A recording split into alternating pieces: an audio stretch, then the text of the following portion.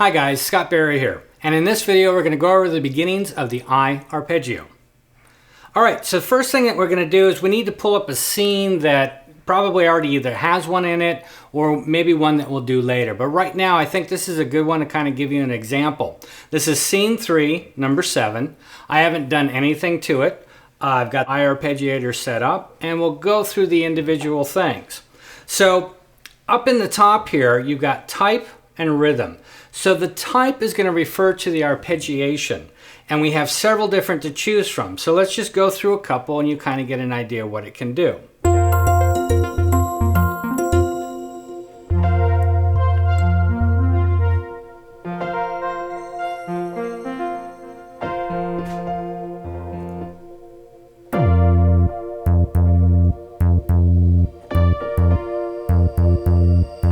I think you can get an idea right there. There's a lot going on and we can go through several different arpeggiations that are sitting in here.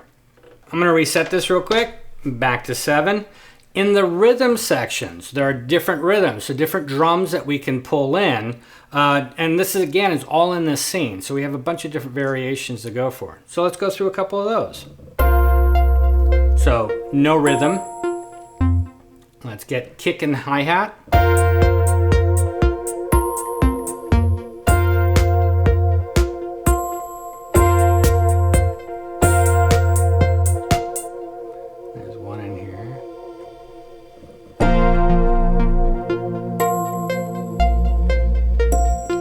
So there's not a rhythm there, but it's based on how I'm playing it. So let me show you this real quick. Depending on how you play the keyboard on the Jupiter-X or the Jupiter-XM, if you are playing quickly and things going on or rolling chords, you're going to get more things happening. And if you play pretty much nothing or kind of boring, it's just going to stay simple. This can be good, especially if you want to bring things down. Here, I'll play something very simple. And now I'll get a little bit more aggressive.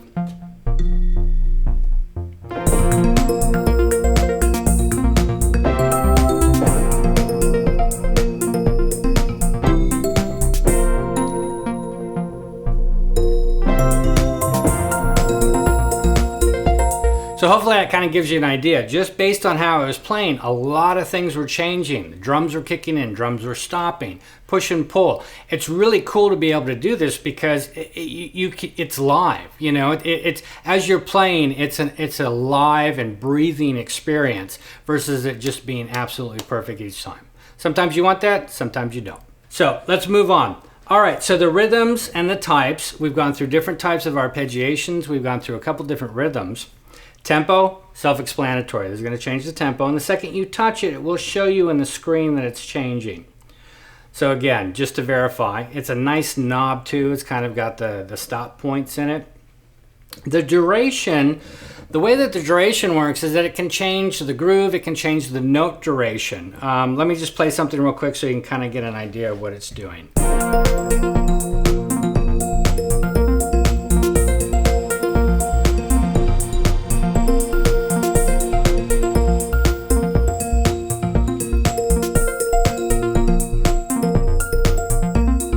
Some of the notes are a little bit more drawn out or sustained, and then they start to kind of tighten down. Shuffle, self-explanatory. You have a plus or a minus 50.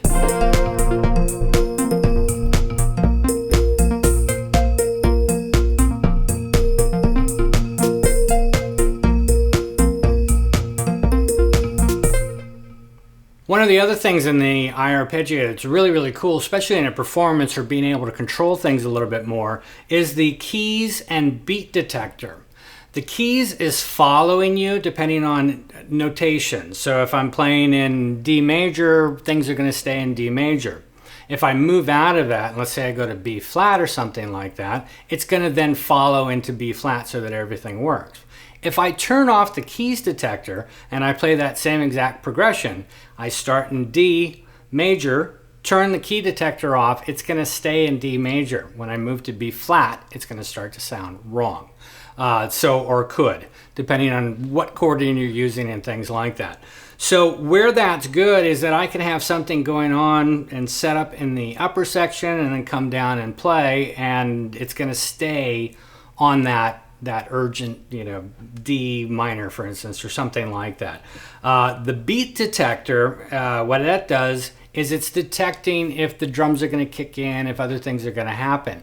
So if you've got a groove happening that you really, really like and you don't want to lose it based on rolling chords or playing harder or faster, turn off the beat detector and it will just stay stagnant of exactly what it's doing.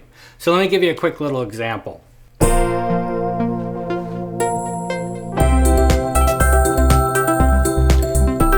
Groove that I really, really like. I'm going to turn off the keys and beat detector.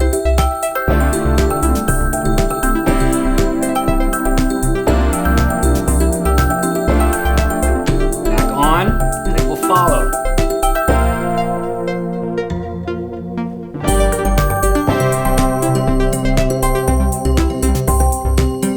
Hopefully I gave you a decent example of what we're trying to do here, is that we can control not only the backing and everything else that's happening, we can also control if it's going to follow or not.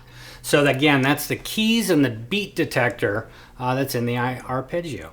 All right, so that was just going over the keys and the beat detector and some of the other features in the I-Arpeggio. I hope you guys really enjoyed that, and we'll definitely catch you on the next one. Take care.